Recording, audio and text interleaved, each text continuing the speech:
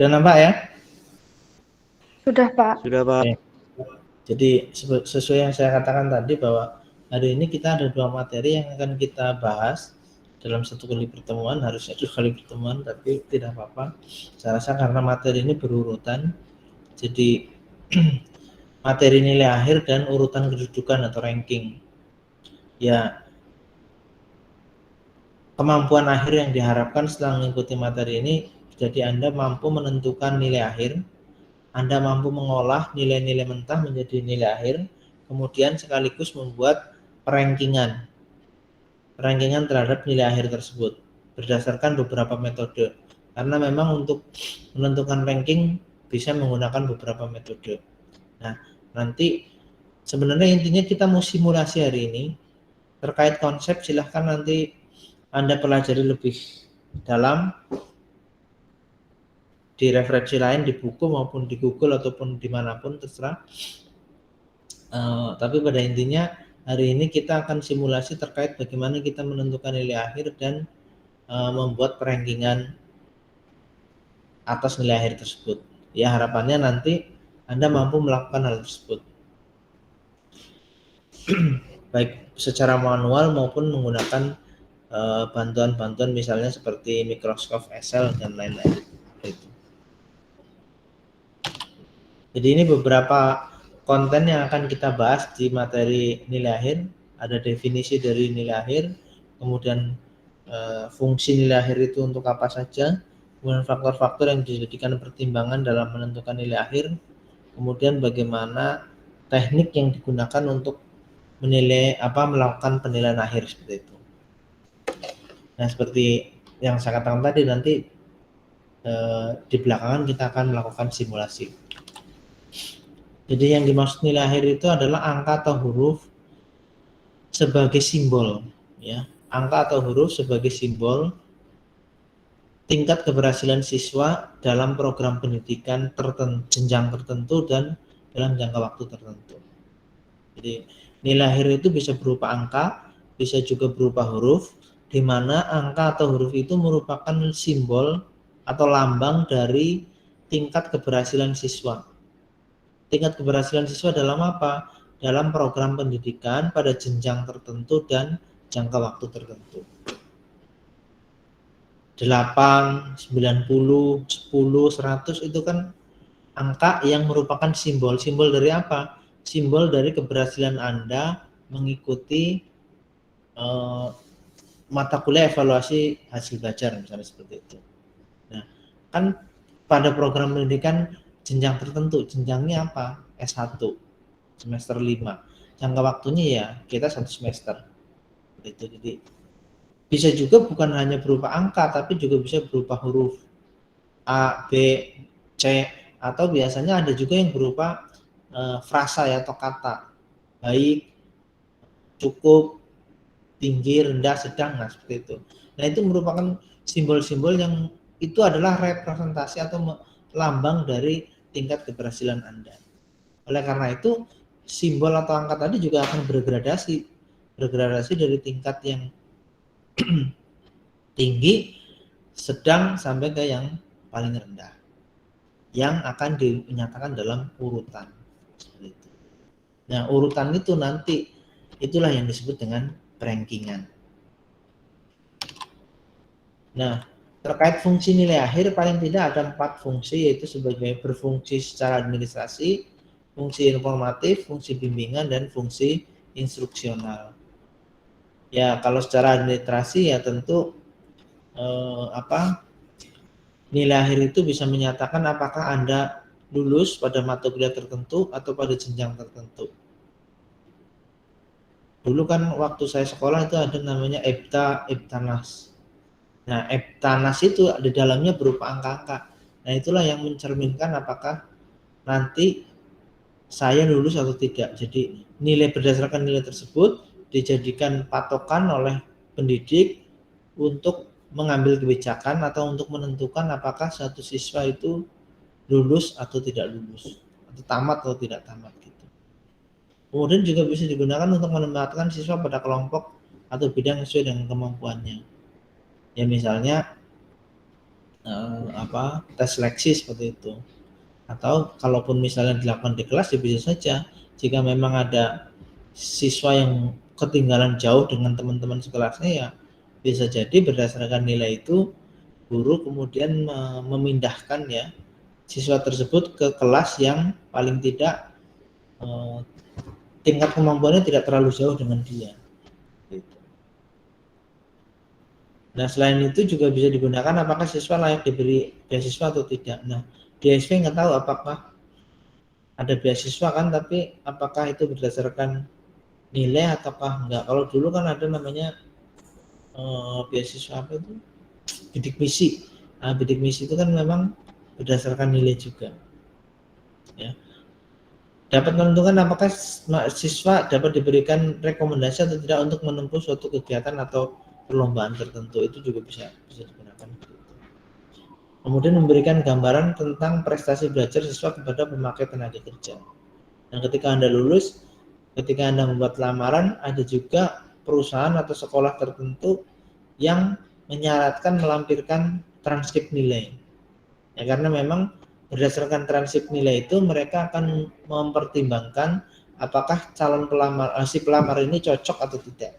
Karena memang kan ada pekerjaan-pekerjaan tertentu yang misalnya spesifik. Oh, dia harus mumpuni di mata kuliah tertentu. Jadi berdasarkan nilai itu mereka memberikan pertimbangan apakah pelamar layak atau tidak. Nah, secara konsep nanti silakan Anda pelajari lebih dalam lah. Kemudian faktor yang fungsi informasi yang memberikan informasi kepada pihak terkait, diantaranya orang tua, siswa, wali kelas, dan lain-lain. Ya, ini biasanya kalau guru itu kan membuat raport berarti kan di tengah semester atau di akhir semester itu biasanya memberikan raport. Itu kan sebenarnya laporan guru kepada siswa terkait kemajuan belajar dari peserta didik. Fungsi bimbingan jelas bisa digunakan untuk konseling, terutama siswa-siswa yang mengalami kendala-kendala tertentu, masalah-masalah tertentu. Fungsi instruksional sebenarnya secara dasar ini sebagai feedback atau umpan balik ya. Dengan adanya nilai akhir ini, maka guru atau pendidik mendapat umpan balik sehingga dia bisa memahami apakah tujuan pembelajaran itu sudah tercapai atau belum. Jika sudah tercapai, seberapa tinggi tingkat ketercapaiannya. Kemudian bisa juga sebenarnya informasi diagnostik, artinya bahwa nilai akhir itu bisa juga memberikan informasi kira-kira di bagian apa mahasiswa atau siswa itu mengalami kendala atau mengalami permasalahan. Jadi itu terkait fungsi dari nilai akhir. Kemudian faktor yang dipertimbangkan dalam penentuan nilai akhir, pertama achievement atau pencapaian prestasi. Ini yang paling umum ya kan. Nilai akhir Anda ditentukan oleh pencapaian prestasi Anda berdasarkan tes-tes. Itu yang paling umum. Jadi berdasarkan ulangan harian atau kuis, berdasarkan UTS, UAS, nah kemudian ditentukan nilai akhirnya. Itu yang paling umum. Tapi sebenarnya untuk menentukan nilai akhir itu tidak hanya mutlak berdasarkan pencapaian prestasi tadi. Bisa juga seorang guru membuat nilai akhir dengan mempertimbangkan faktor lain, misalnya usaha dari siapa? Usaha dari siswa. Jadi kalau memang guru dapat melihat dengan teliti, dengan seksama, sehingga dia bisa menemukan bukti bahwa si A ini sebenarnya sudah berusaha mati-matian, sudah berusaha dengan sangat rajin dan berusaha dengan sangat keras, tapi memang ya kemampuannya ya hanya pas-pasan begitu. Nah, bisa saja kemudian guru itu memberikan nilai tambah kepada siswa yang nilainya pas-pasan tadi karena memang dia bisa melihat dan dia bisa menemukan bukti-bukti bahwa usaha si siswa itu benar-benar sudah sangat kerja keras gitu. Nah, kemudian faktor lain yang kadang dipertimbangkan oleh guru untuk menentukan nilai akhir juga personal dan sosial karakteristik, artinya kepribadian dan karakter pribadi dan sosial dari siswa tersebut. Ada juga siswa yang begini, memulai prestasi akademik pencapaian prestasi yang sangat bagus. Nilai ulangan hariannya selalu bagus. UTS bagus, UAS bagus. Tapi kemudian guru itu bisa menemukan bukti bahwa dia sering mencontek atau dia sering melakukan plagiasi. Nah, oleh karena itu meskipun pencapaian prestasinya selalu bagus berdasarkan tes, bisa saja kemudian guru memberikan semacam pengurangan begitu, pengurangan nilai karena memang dia bisa menemukan bukti bahwa si anak ini meskipun dia prestasinya bagus berdasarkan tes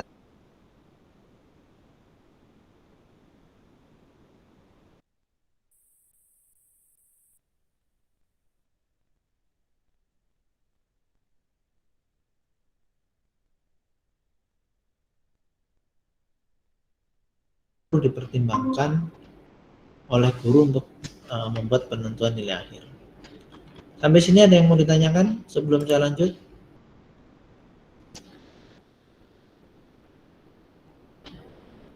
Belum, Pak. Oke. Masih genap ya 14 ya. Ada yang nambah tadi yang belum saya presensi tadi? Enggak ya?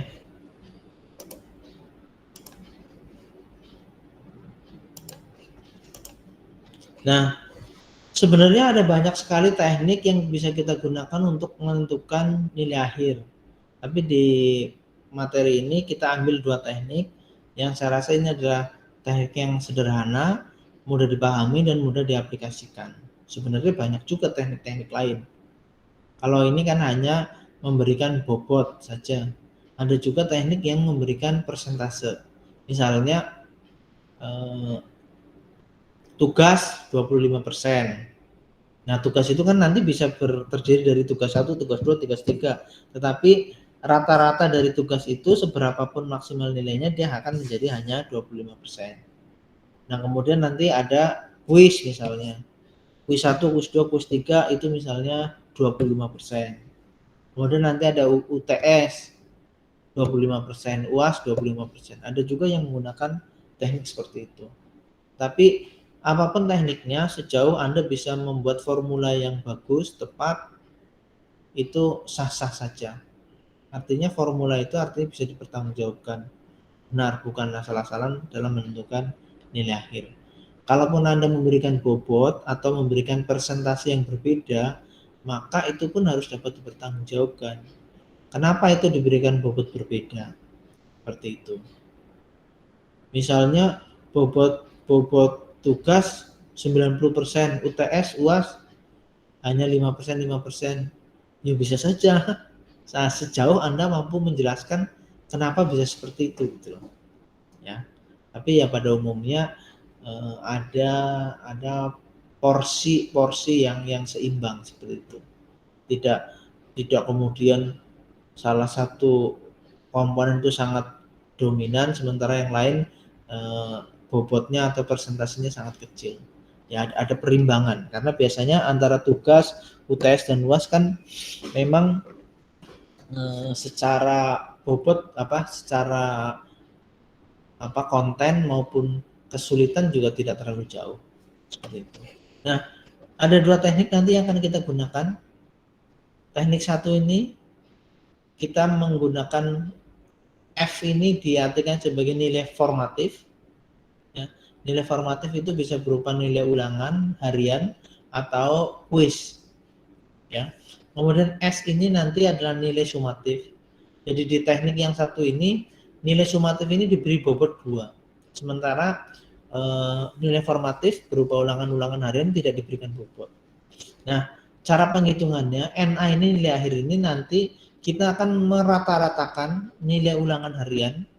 Jadi ulangan harian ada berapa kali, ada berapa banyak kali. Kalau 10 kali ya sudah rata-rata dari 10 kali ulangan harian tersebut.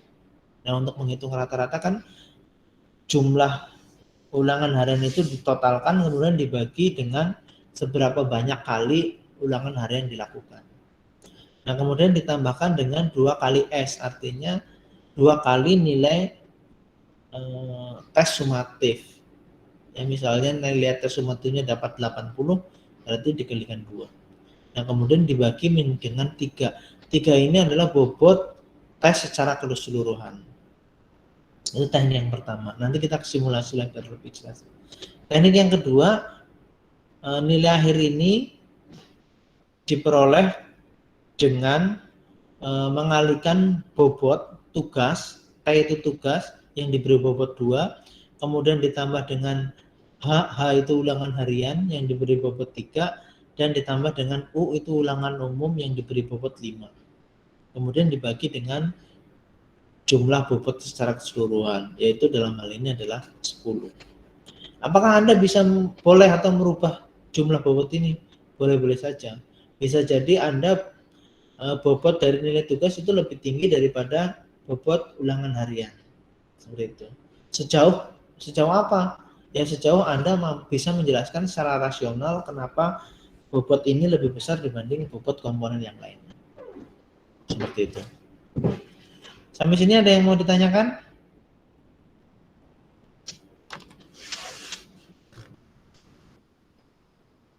Ya, ini keterangan yang tadi ya. Jadi NA itu nilai akhir, F1 sampai F5. F1 sampai F5 ini adalah ulangan harian ke-1 sampai ulangan harian ke-5. S tadi nilai ulangan sumatif, N banyaknya kali tes formatif. Formatif ini salah penting. Kemudian angka 2 dan 3 adalah bilangan konstan. 2 itu bobot untuk tes sumatif, sementara 3 bobot untuk tes secara keseluruhan. Oke, ada yang mau ditanyakan? Saya, Pak. Ya, silakan. Aman, Pak. Untuk nilai yang konstan 2 dan 3 itu kita yang nentukan sendiri atau bagaimana, Pak? Ya, bisa. Ya, boleh saja. Boleh saja Anda buat. Nah, ini nilai konstan ini nilai sumatif bisa saja Anda rubah bobotnya berapa sejauh Anda bisa menjelaskan secara rasional kenapa sumatif itu misalnya Anda beri bobot 5 gitu loh. Ya. Sementara ulangan harian ini kan hanya diberi bobot 1 ya kan? Ulangan harian kan hanya diberi bobot 1 karena tidak ada pembobotan lebih besar, berarti kan bobotnya hanya 1. Sementara misalnya Anda rubah ulangan subtes nilai tes sumatif Anda beri bobot 7 gitu. Ya sejauh Anda bisa memberi penjelasan yang rasional boleh saja. Ini boleh kita rubah. Nah, sementara konstan ini jumlah bobot tes secara keseluruhan. Berarti kalau di sini misalnya bobotnya sumatif itu 3, berarti di sini jangan 3 lagi, tapi harus 4 karena bobot sumatif 3 ditambah dengan bobot ulangan harian 1. Berarti ini ikut berubah juga begitu. Tapi ini boleh kita rubah. Sejauh masuk akal lah. Misalnya ulangan harian bobotnya 1, tapi kemudian UAS bobotnya 10, itu kan apa? Toh sama-sama beratnya juga ulangan harian ya kan? Seperti itu ya. Boleh kita rubah. Tapi yang pasti pada saat Anda merubah, nah bobot secara keseluruhan ini juga harus dirubah. Di sini juga sama, yang bawah kalau tugas Anda rubah menjadi 4, kemudian ulangan harian 5, ulangan umum 6, ya bawahnya tetap harus berubah juga sesuai dengan bobot secara keseluruhan. Seperti itu. Oh iya, Pak. Terima kasih, Pak. Ya. Ada lagi yang lain? Kalau nggak ada, kita ke materi yang ranking dulu, baru nanti kita simulasi ya. Nah, ini urutan kedudukan. Ya, tadi yang saya katakan bahwa intinya setelah mempelajari materi ini, Anda mampu membuat perankingan nilai berdasarkan nilai akhir menggunakan beberapa metode. Ya, jadi nanti ada definisi, ada jenis-jenis cara penyusunan perankingan, kemudian nanti kita akan simulasi. Ya. Secara definisi, urutan kedudukan atau ranking itu adalah letak siswa dalam urutan tingkatan di tengah kelompoknya. Ya. Artinya dia letak siswa dalam urutan di tengah kelompoknya, di antara kelompoknya. Letaknya ada di mana? Ada di ataskah, di tengah, atau di bawah? Di urutan pertamakah, di urutan kelima, atau di urutan paling akhir? Di antara siapa? Di antara kelompoknya gitu. bukan di antara yang bukan kelompoknya, tetapi harus berada letak siswa itu berada di tengah-tengah kelompoknya. Gitu. Bisa jadi satu siswa di kelas A ranking 1, tapi kemudian karena memang berada di ranking 1 itu berarti menunjukkan dia berada pada peringkat 1 di antara kelompok kelas A itu tadi, di antara teman-temannya di kelas A. Apakah dia pasti menjadi ranking 1 di kelompok lain atau di tingkat lain? Ya belum tentu, karena kan kelompoknya berbeda. Ranking itu ya tadi letak siswa dalam urutan tingkatan di tengah-tengah kelompoknya. Nah, untuk ada beberapa jenis urutan kedudukan jenis ranking ya, atau sebenarnya sekaligus teknik yang kita gunakan untuk menentukan ranking ya. Ada 3, ada simple rank atau ranking sederhana. Kemudian nanti ada percentile rank, ranking persentase, kemudian ada ranking berdasarkan rata-rata hitung dan standar deviasi. Berdasarkan mean dan standar deviasi. Nah, simple rank itu bagaimana? Ya, urutan yang menunjukkan posisi atau kedudukan siswa di tengah-tengah kelompoknya yang dinyatakan dengan nomor atau angka biasa. Jadi, ini paling sederhana dan ini yang paling umum banyak digunakan. Jadi, berdasarkan nilai akhir diurutkan, yang paling tinggi siapa, yaitu nilai ranking 1. Berdasarkan nomor atau angka biasa.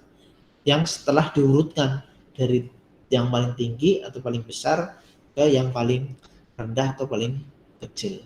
Jadi ini simple rank dan ini yang paling banyak digunakan oleh banyak bidang, baik pendidikan maupun bidang-bidang yang lain, seperti itu. Kemudian ada nanti percentile rank. Jadi ini adalah ranking yang berdasarkan persentase. Jadi percentile rank itu angka yang menunjukkan urutan kedudukan siswa di tengah kelompoknya. Nah, ini yang penting, di mana angka tersebut menunjukkan persentase dari siswa yang berada di bawahnya. Jadi angka tersebut, hasil dari percentile rank itu, nanti angka tersebut menunjukkan persentase dari siswa yang berada di bawahnya. Misalnya, nanti si A dihitung, setelah dihitung berdasarkan percentile rank ini, dia angkanya adalah 90%. Itu artinya ada 90% siswa yang kemampuannya di bawah si A. Ya. Jadi seperti itu ya. Jadi percentile rank itu angka yang menunjukkan persentase dari siswa yang berada di bawahnya. Kalau si B ternyata berdasarkan penghitungan percentile rank dia menghasilkan angka 50%, itu artinya ada 50% siswa yang berada di kelompoknya itu yang memiliki kemampuan lebih rendah daripada si B tadi. Ada separuh dari satu kelas yang kemampuannya di bawah si B. Ya, ini percentile rank. Nah, terakhir ini yang agak sebenarnya nggak ribet-ribet amat, tapi ada beberapa proses yang cukup panjang sehingga saya katakan bisa lebih rumit dibanding yang simple rank maupun yang percentile rank. Jadi ini adalah perankingan berdasarkan ukuran-ukuran statistik, yaitu rata-rata hitung atau mean dan standar deviasi. Oleh karena itu, kenapa saya katakan agak sedikit ribet dibanding dua metode yang sebelumnya? Karena untuk menentukan ranking menggunakan metode ini, Anda harus mencari mean dan standar deviasinya dulu. Setelah Anda ketemu mean dan standar deviasi, baru Anda membuat kategori atau kriteria. Jadi nilai berapa sampai berapa kategorinya apa. Nilai berapa sampai berapa kategorinya apa. Nah, menggunakan teknik ini ada beberapa jenis yang sering digunakan. Biasanya ada 3 ranking. Ya, jadi berdasarkan mean dan standar deviasi hanya dibuat 3 ranking saja. Ranking tinggi, sedang, rendah, atau baik, cukup, kurang, seperti itu. Tapi juga ada 5 ranking, ada 6 ranking, ada 10, ada banyak juga. Tapi yang pada umumnya yang digunakan adalah 3 ranking dan 5 ranking. Nah, ini biasanya digunakan untuk kriteria kelulusan misalnya. Anda melakukan penelitian skripsi atau melakukan pengabdian kepada masyarakat, kemudian Anda memperoleh nilai-nilai, nah kemudian Anda membuat kategori. Nilai berapa sampai berapa itu dinyatakan lulus, berapa sampai berapa harus remit, ini berapa sampai berapa gagal total gitu, atau ya tadi nilai berapa sampai berapa kategori baik, cukup, sedang. Seperti itu. Jadi tergantung nanti Anda mau menggunakan yang rankingan berapa. Tetapi semakin banyak sebenarnya semakin presisi. Ya. Semakin banyak ini kan ada 3 ranking dan 5 ranking. Antara 2 ini maka akan lebih presisi yang 5 ranking. Jadi misalnya gini lah, Anda mengukur panjang meja. Satu orang menggunakan satuan meter, satu orang lagi menggunakan satuan senti. Itu kan akan lebih presisi hasilnya yang menggunakan ukuran senti. Nah ini sama juga. Kalau perankingan kan hanya 3 kelompok saja, tetapi yang 5 ranking ini ada 1, 2, 3, 4, 5. Artinya antara tinggi dan sedang itu kan sebenarnya ada kelompok lagi gitu loh. Sehingga semakin banyak sebenarnya semakin presisi. Sampai sini ada yang mau ditanyakan?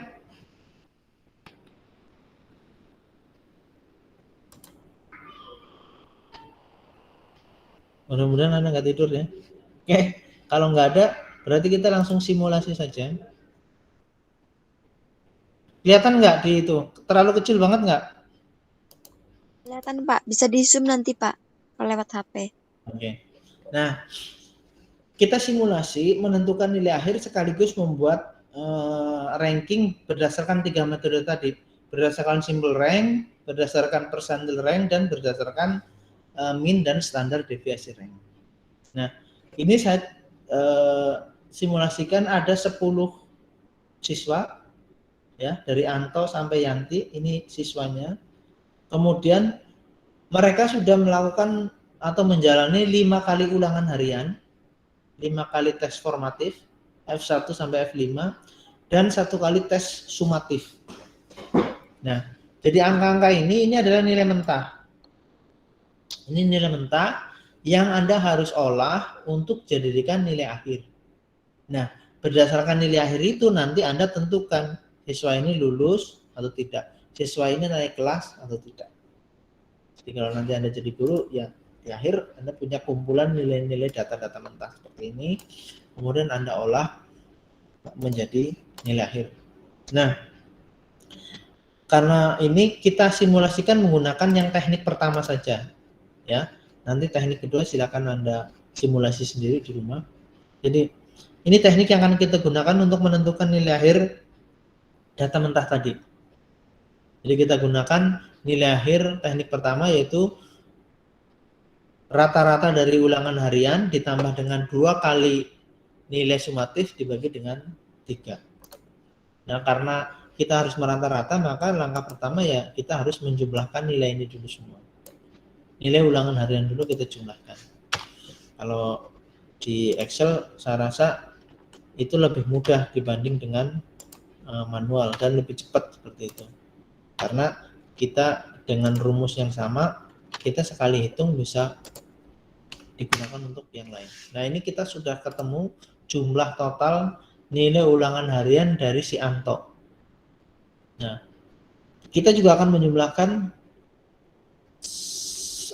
nilai ulangan harian dari si Budi sampai ke Yanti. Karena formulanya sama, ya udah tinggal kita tarik saja sampai bawah. Nah, kita sudah menemukan nilai jumlah total nilai ulangan harian di antara 10 siswa ini.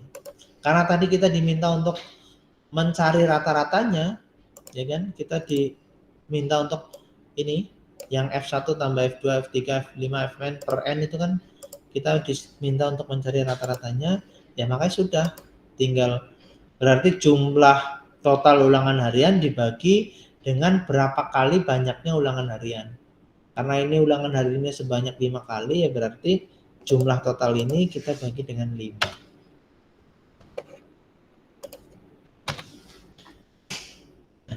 Ini sudah ketemu, rata-rata nilai ulangan harian si Anto adalah 78,60. Nah, ini nanti koma ini bisa Anda bulatkan atau tidak tergantung Anda. Ya. Kalau Anda dibulatkan kalau 78,6 berarti ya harus naik ke atasnya. Anda gunakan ini saja tinggal. Misalnya, nah ini kan dia dibulatkan menjadi 79, tapi simulasi ini kita gunakan koma nggak apa-apa. Karena formulanya sama, Anda juga harus mencari rata-rata nilai ulangan keseluruhan 10 siswa ini. Kita tarik saja. Nah ini kita sudah menemukan rata-rata nilai ulangan harian. Ini sudah ketemu ini. Nah berarti kita tinggal, karena di formula ini ditambahkan dengan 2 kali S, berarti nilai ulangan sumatifnya kita kalikan. 2S ini adalah 2 bobot dari ulangan tes sumatif, yaitu 2 dikalikan dengan nilai tes sumatif itu sendiri. Nilai tes sumatif dari si Anto adalah 80. Makanya tinggal kita kalikan 2 saja.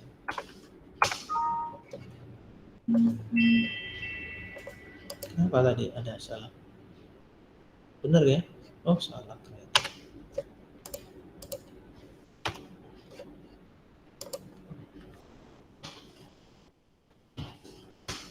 Oke. Nah, ini adalah 2 kali nilai sumatif dari si Anto. Nah, yang lain pun seperti itu, nanti Anda kalikan 2 semua. Nah, kita udah ketemukan. Nah, sekarang kita akan menghitung nilai akhirnya.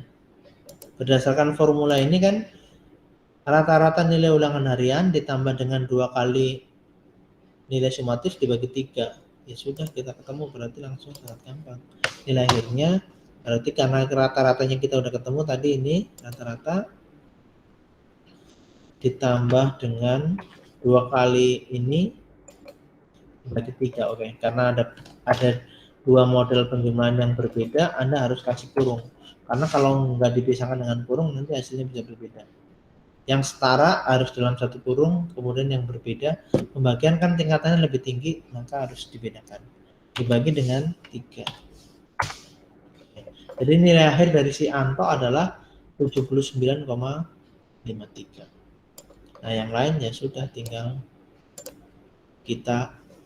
Nah, ini sudah ketemu semua nilai akhir dari Anto sampai dengan Yanti. Sekali lagi, ini boleh Anda bulatkan ataupun tidak, terserah Anda. Sampai sini bisa diikuti ya? Bisa, Pak. Nanti itu di-share-kan, Pak, contoh Excel-nya, Pak. Ya, oke, nanti saya. Oke, Pak, siap. Ya.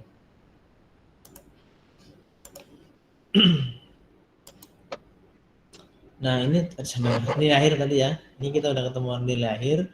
Nah, kemudian perintahnya tadi kan kita diminta untuk menentukan rankingan 10 siswa ini berdasarkan nilai akhir ini.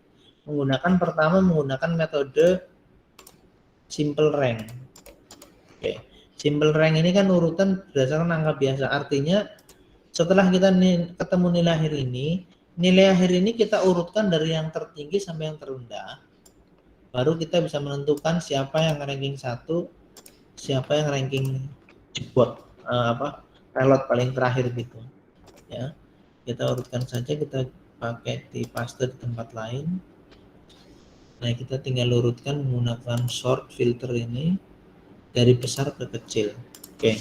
Kita sudah ketemu ranking 1 yang bernilai 92,46. Nah, tinggal kita cari yang nilainya 91,4647 ya. Kita samakan dulu nih ininya. Jumlah belakang komanya. Oke. Yang bernilai 92,47 siapa? Oh, ternyata Mas Dodi. Berarti Mas Dodi ini berdasarkan simple rank adalah ranking 1. Ranking 2-nya 90,53. Berarti si Reni. Begitu seterusnya ya. Anda tentukan ranking ini berdasarkan urutan ini. 83,87. Ini 3. 79,53. 4. 78,80. 5. 78,67. 6. 72,53. 7 71,07 8 69 apa 71,07 8 69,33. Ada yang lewat 63,3. Oh ini 6 oh iya ada 69,47. Ini 9 63,33. Ini 10.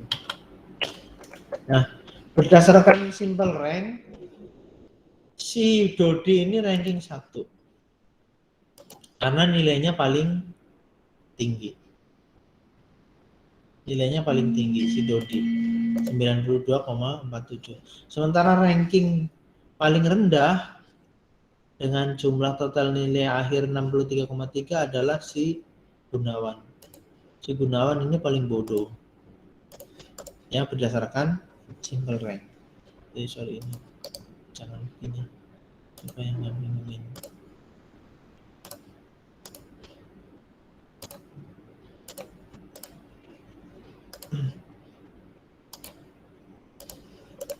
Ini 1 Dodi dan Gunawan. Oke, ya. Jadi ini berdasarkan simple rank si Dodi ranking 1, si Gunawan ranking terakhir. Nah, kemudian kita tentukan ranking berdasarkan percentile rank. Tadi rumusnya kan PR sama dengan N dikurang SR dibagi N dikali 100. Di mana PR itu percentile rank, N itu jumlah siswa, SR itu simple rank. Jadi untuk membuat percentile rank kita harus membuat tadi SR dulu, simple rank dulu. Tadi kan rumusnya PR sama dengan N, N-nya jumlah siswanya berarti ada 10. Jadi apa? N dikurang SR, simple rank dari si Anto. Simple rank dari si Anto dia berada di urutan keempat. 4. Kemudian dibagi 10.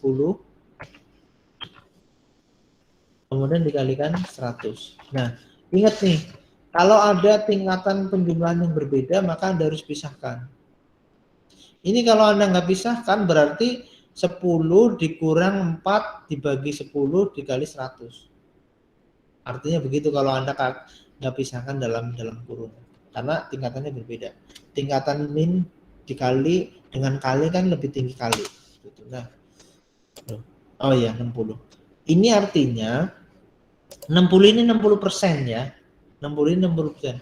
Jadi kalau si Anto ini berdasarkan PR, percentile rank, dia menghasilkan angka 60%. Artinya apa?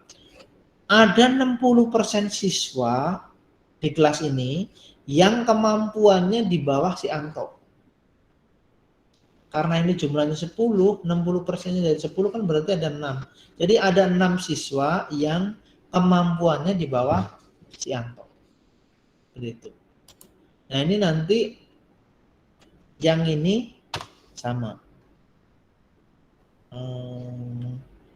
Berarti 10 dikurang ini dibagi 10 dikali 100. Nah sebenarnya kalau Anda di atas ini 70%. Kalau di atas ini ada sih sebenarnya rumusnya saya lupa sih. Walaupun ini di sini angkanya berbeda, sebenarnya bisa kalau saya agak lupa ini. 10 dikurang ini karena ini tuh selalu berbeda berarti kita kasih tanda dolar ya. Dolar di mana dolar? Ini coba dulu ya, takut benar apa salah. Dibagi 10 dikali 100. Coba benar enggak? 40. Ya. Coba ya kita tarik ini. Ya. Oke, berarti ini kita ulang dari awal. Jadi karena di sini angkanya selalu berbeda, makanya kita kasih dolar ya. Jadi tadi rumusnya kan N, berarti dalam kurung N-nya adalah jumlah siswa ini 10 dikurang dengan SR. SR ini kan selalu berbeda-beda nih. Berarti kasih kotak ini. Nah, supaya kita bisa rumusnya menggunakan sekali rumus tarik ke bawah, maka depannya ini kasih tanda dolar. Dolar ini artinya nanti kotak ini selalu mengikuti depannya gitu loh.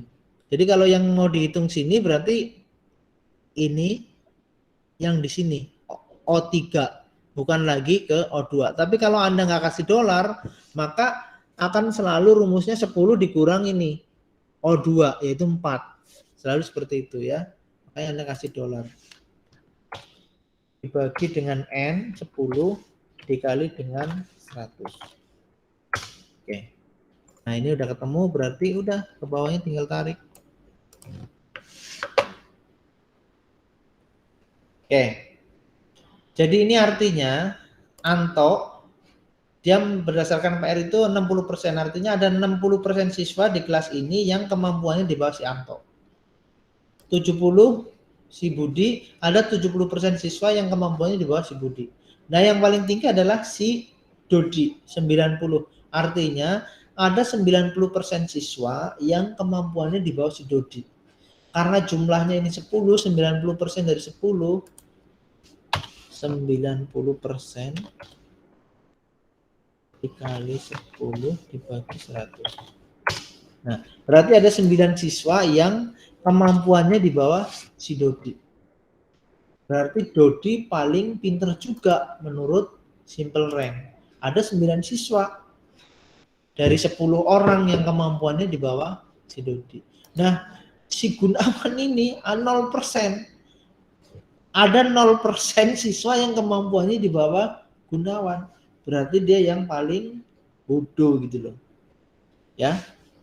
Jadi Gunawan ini berdasarkan persentil rank juga paling bodoh.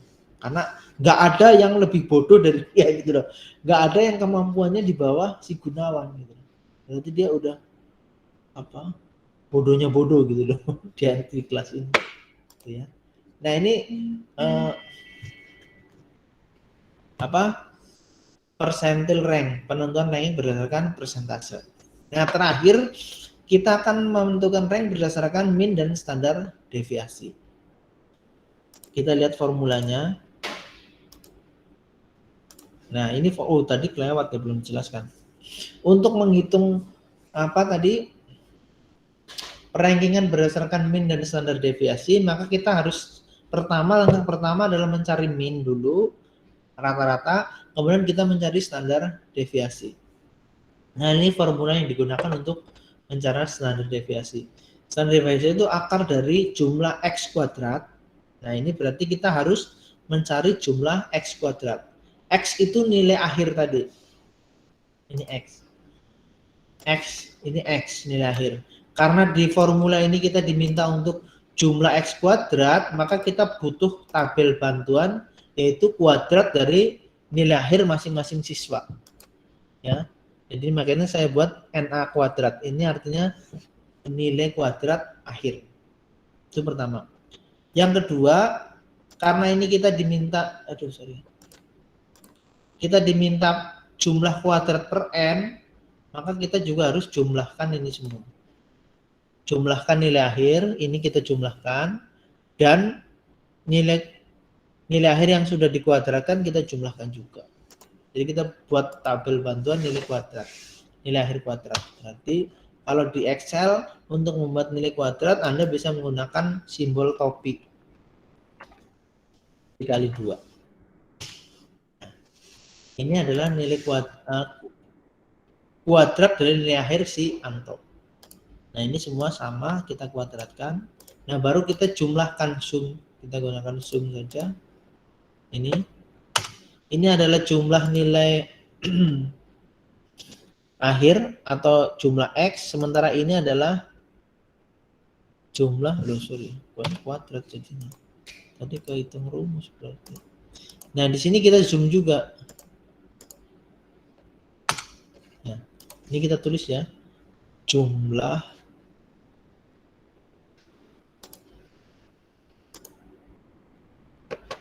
mana jumlah? Daripada lama, inilah ya. Ini jumlah ya, simbol jumlah yang mirip A itu ya. Ini jumlah X, sementara ini jumlah X kuadrat. daripada lama ya. Ingat ya, ini adalah jumlah X dan jumlah X kuadrat. Oke. Berarti kita udah ketemu ini jumlah X kuadrat dan jumlah X. Nah, untuk langkah lebih mudah maka Anda lakukan hitung satu-satu dulu. Anda hitung ini dulu, jumlah X kuadrat dibagi N, kemudian Anda hitung juga jumlah X dibagi N, kemudian dikuadratkan. Kemudian Anda cari min. Nah, supaya lebih gampang Anda cari minnya dulu. Ini udah kita nggak pakai, kita hapus. Kita hitung. Mengikuti ya? Ya masih Pak. Oke. Iya Pak, Nah, kita mengikuti Pak. min. Ya. Kita untuk menghitung min jumlah X per N. Jumlah X ini berarti jumlah nilai akhir. Ini tadi sudah kita jumlahkan per N. N-nya adalah ini jumlah siswa. Ini N, jumlah siswa. Nah, berarti minnya udah kita ketemu, ini dibagi dengan 10. Ini nilai rata-ratanya. Supaya sama kita buat 2 semua, 2 di belakang. Berarti minnya kita sudah ketemu yaitu 78,3. Nilai rata-rata nilai akhir dari kelas ini adalah 78,3. Nah, sekarang kita menghitung standar deviasi. Tadi saya katakan supaya mudah Anda hitung ini dulu. Anda hitung ini berarti baru dikurangkan, baru nanti di akar kuadrat. Berarti kita cari hitung ini dulu. Jumlah X kuadrat dibagi dengan N. Jumlah X kuadrat ini tadi udah kita hitung. Berarti ini dibagi dengan N-nya adalah 10. Kita ketemu jumlah X kuadrat. Kemudian tadi jumlah X per N. Jumlah X per N itu kan sama dengan min sebenarnya ya kan? Jumlah X per N, yang rumus ini nih, yang atas nih.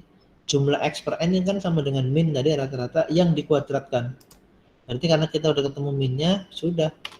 Kita gunakan ini, kita kuadratkan. Ini kita ketemu. Nah, kita ikutin rumusnya. Jumlah X kuadrat per N dikurangi jumlah X per N yang dikuadratkan. Karena udah ketemu atasnya, berarti tinggal kita kurangkan ini, dikurang ini.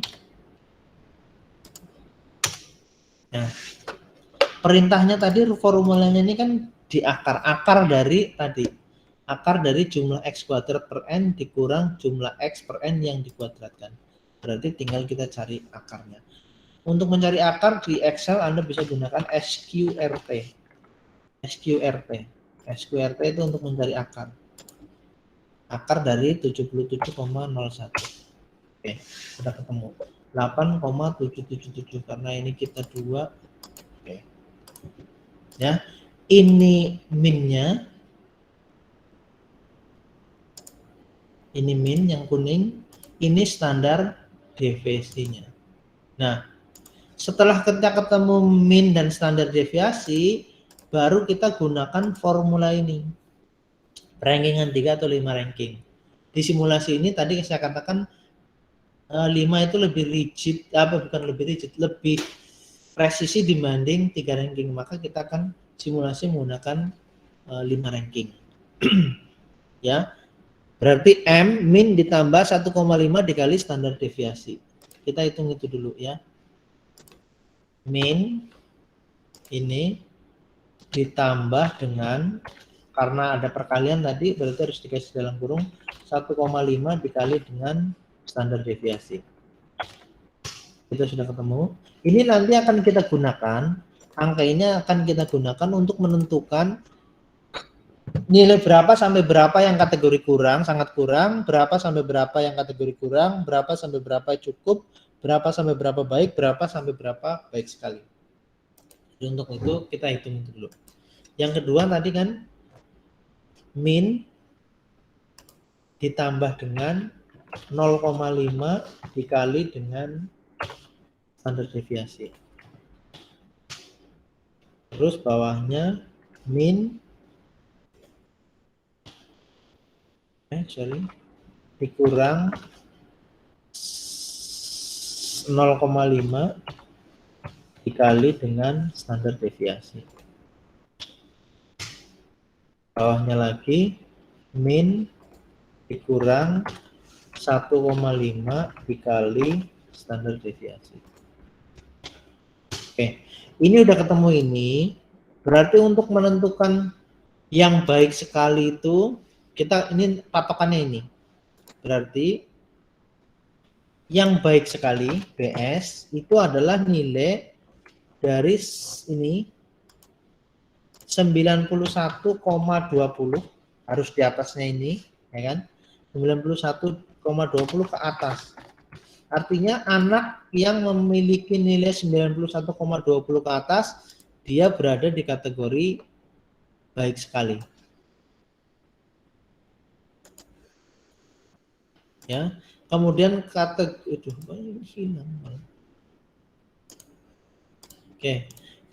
baik berarti dari ini kita gunakan ini komanya dua semua biar ini. Oke. Kategori ini dari baik itu dari 82, harus di atasnya ya 42 sampai dengan ini 91,19 tadi 91,19 ini adalah kategori baik.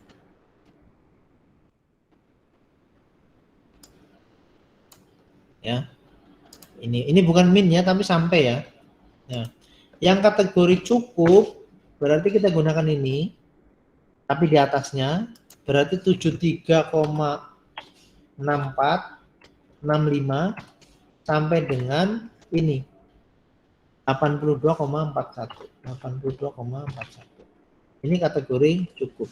Kemudian kategori kurang berarti dari ini 64,87 di atasnya ini sampai dengan ini 73,64. Ini kategori kurang. Kemudian kategori kurang sekali berarti dari ini 64,86 ke bawah. Artinya siswa yang memiliki nilai 64,86 ke bawah itu dia dalam kategori kurang sekali. Nah, berdasarkan kriteria ini baru kita mengisi yang ranking berdasarkan min dan standar deviasi. Sekarang kita lihat si Anto kita lihat nilai akhirnya. Nilai akhirnya si Anto adalah 79,53. Kita bandingkan 79,3 itu berada di antara ini 73 sampai 82. Berarti si Anto itu adalah dalam kategori cukup. Si Budi nilai akhirnya 83,87. Berarti di antara 82 sampai 91. Berarti baik. Si Doni 78,67. 78,67 berarti cukup. Si Wati 71,07. 71,07 berarti kurang. Si Rina, jadi ini kita bandingkan ini kan Rina nih. Kita lihat nilai akhirnya. Rina nilai akhirnya 69,7. Kita lihat 69,7 itu berada di mana di sini? 69,47 berada di antara 64,87 sampai 73,64. Berarti dia kategori kurang. Kemudian si Dodi 92,47. Di atas 91 berarti dia baik sekali. Si Reni 90,53 berarti di antara 82 sampai 91 baik. Si Gunawan 63,33 berarti di bawah 64,86 berarti dia kurang sekali. Si Edi bukan yang dirama ya, Edi doang ini 72,53 berada di antara 72,53 berarti di antara 64 sampai 73 berarti dia kurang. Si Yanti 78,80 cukup. Oke. Jadi ini hasil berdasarkan rankingan dari min dan standar deviasi. Kalau begitu yang ranking 1 siapa? Berdasarkan MSDR. Si ini Pak, siapa tadi? Siapa? Yang BS. Dodi. Dodi ya. Oke. Dodi, Pak, Dodi. Karena dia yang baik sekali. Baik sekali kan yang paling tinggi. Dan hanya satu yang baik sekali. Artinya lihat nih. Menurut simple rank si Dodi ranking 1, menurut PR si Dodi ranking 1, menurut MSDR juga ranking 1. Artinya ketika metode ini kongruen. Kongruen itu sebangun, artinya menghasilkan hasil yang sama. Nah, hanya saja gini. Si Budi nilainya 83,87. Sementara si Reni nilainya 90,53. Ini kan bedanya cukup jauh. Tapi berdasarkan ini, kategorinya sama.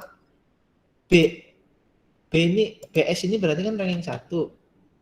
B ini kan ini ranking 2, ini ranking 2. Karena kan BS baik sekali, baik, cukup, kurang sekali. Berarti si Budi dan si Reni ini sama-sama ranking 2. Padahal nilainya cukup jauh. Nah, ini salah satu kelemahan dari MSDR, karena kan dia hanya digolongkan ini sampai ini sampai ini sama aja gini. Nilai Amin itu kan dari berapa sampai berapa gitu ya, misalnya dari 80 sampai 89. Ini kan bedanya sebenarnya agak jauh. Ada dapat nilai 80 ya Amin, ada dapat nilai 89 ya Amin gitu loh. Nah, ini kekurangan, salah satu kekurangan karena ada kategori pengkategorian itu. Nah, berarti ini sama ya. B2C ini berarti 3. Ini 3. Ini 3. K ini 4. Ranking 4 berarti ya. 4. Ini KS ranking 5. Jadi karena memang berdasarkan MSDR ini hanya 5 kategori tadi. Baik sekali, baik, cukup, kurang, dan kurang sekali ya hanya 5 ranking ini.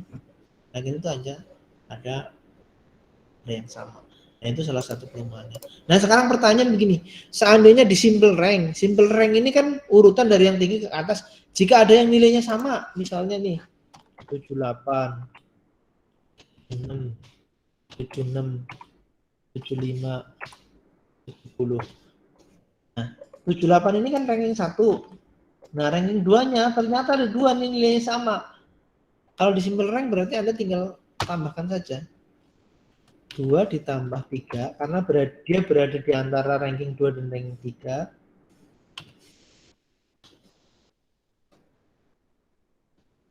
Dibagi 2 aja. Berarti dia ranking 2,5. Yang ini juga sama. 2 ditambah 3 dibagi 2. Ini ranking 2,5 juga. Nah, di sini bukan ranking 2 lagi, tapi di sini langsung ranking 4. Ini ranking 3 atau 3 ya, karena berada di antara itu. Nah, seperti itu. Jadi kalau di simple rank ini ada yang sama, ya udah tinggal dia posisinya ada di keberapa dan keberapa, dijumlahkan kemudian dibagi. Nah, berdasarkan MSDR ini kita juga bisa hitung berapa persen anak yang baik sekali, berapa persen yang baik, berapa persen yang cukup, berapa persen yang kurang, dan berapa persen yang kurang sekali. Nah, kita tinggal hitung aja persentasinya. Yang baik sekali kan hanya ada 1. Berarti ini kita lihat di sini BS. Karena ada 1 berarti kan 1 dikali, kalau ngitung persentase gimana? Dikali 10 apa dikali 100? Jumlah siswanya 10. Kalau presentasi kalinya 100 kan, Kali Pak? 100 ya. Kali 100 dibagi dengan jumlah siswa 10. Oke. Nah, 10%. Ya benar. Ada 10% siswa yang kategori baik sekali. 10%-nya 10 kan berarti berapa? 10%-nya 10 berapa? 1. 1, oke. Benar kan? Yang baik sekali cuma ada 1. Yang kategori baik, yang B, ada berapa nih? 1, 2. Ada 2. Berarti kan 2 dikali 100 dibagi 10.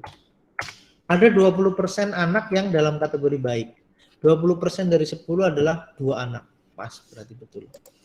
Cukup, nanti juga seperti itu. Cukup pada 1, 2, 3. 3 dikali 100 dibagi 10. Ada 30%. Yang kurang ada 3 juga. 3 dikali 100 dibagi 10. Ada 30% juga. Sementara yang KS, ini KS, ada 1.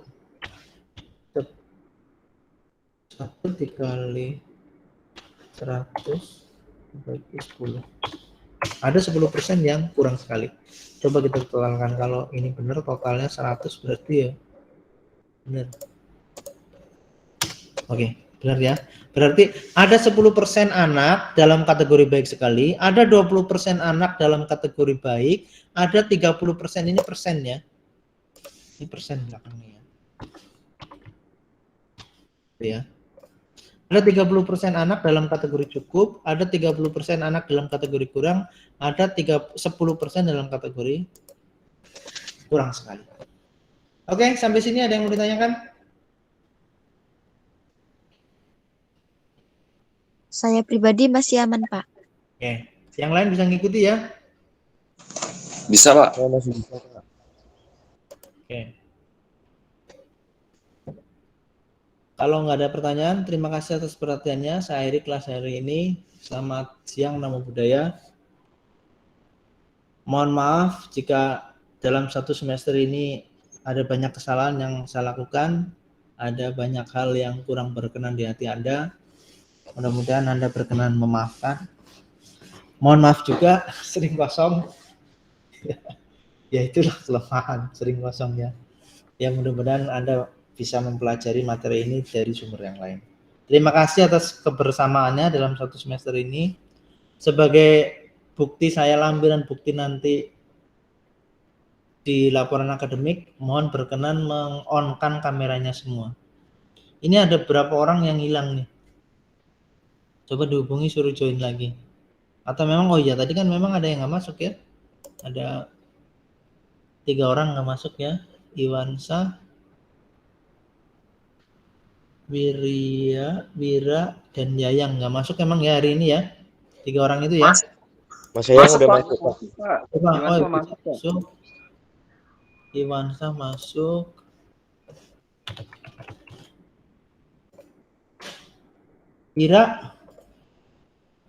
Wira belum, Pak. Wira belum masuk ya, nggak masuk ya. Yayang, Masuk, Pak. Yayang, oke. Silakan di-on-kan kameranya semua. Emang Wira nggak masuk ya dari tadi ya? Dia banyak sekali loh. Kenapa dia? Di kelas lain dia masuk nggak? Udah nggak masuk lagi. Oh, udah nggak masuk ya memang ya? Oke. Keluar atau gimana? Kayaknya sih keluar, Pak. Kayaknya ya. Oke, ini sebentar. Sebentar ya. Saya siapkan dulu.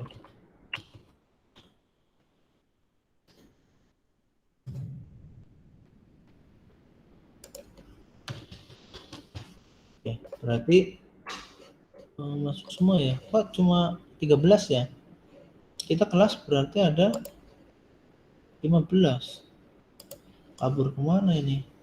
Anindi, Pak. Mungkin jaringannya. Silakan Mas Tri bisa on kamera nggak? Mas Joko, ya sebentar aja buat saya lampiran di itu. Mas Joko, mana nih? Halo?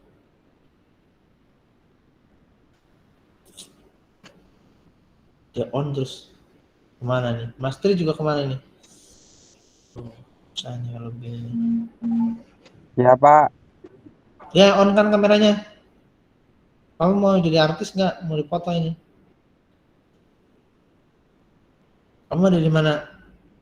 Ah, baru bangun kayak ini. Jangan tidur lagi tadi. Enggak kan?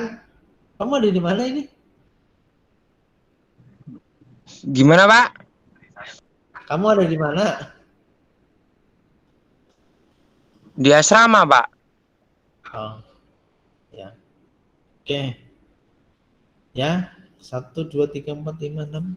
1, 2, 3, 4, 5, 10, 13. Cuma 13 orang ya? Oke, sebentar ya. Sebentar. Sabar.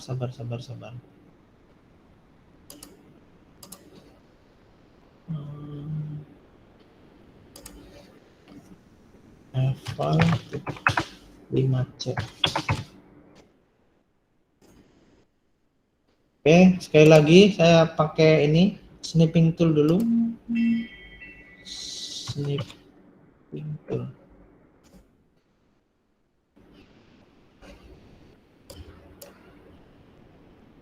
Oke ya. Snipping tool.